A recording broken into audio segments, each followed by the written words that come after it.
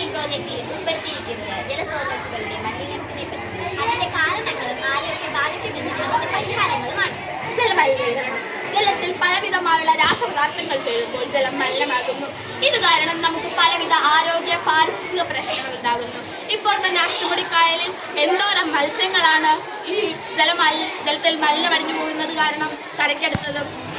ഇതുപോലെ മിക്ക കായലുകളും കടലുകളും ഇപ്പോൾ മലിനമാകുന്നു. ജലം വറ്റുന്നു, പ്രകൃതി നശിക്കുന്നു.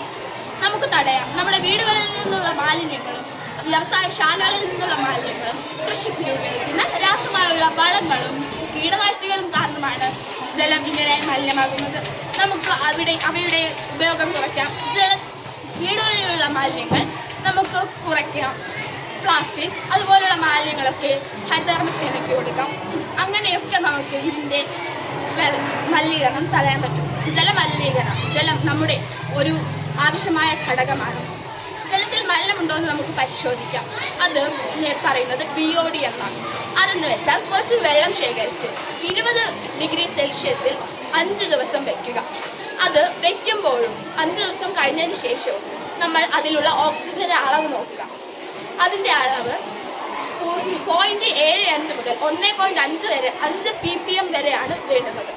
അങ്ങനെയുള്ള വെള്ളമാണ് നമുക്ക് കുടിക്കാൻ അനുയോജ്യം. അതിൽ കൂടുതലാണെങ്കിൽ ജലം മലിനമാണ്.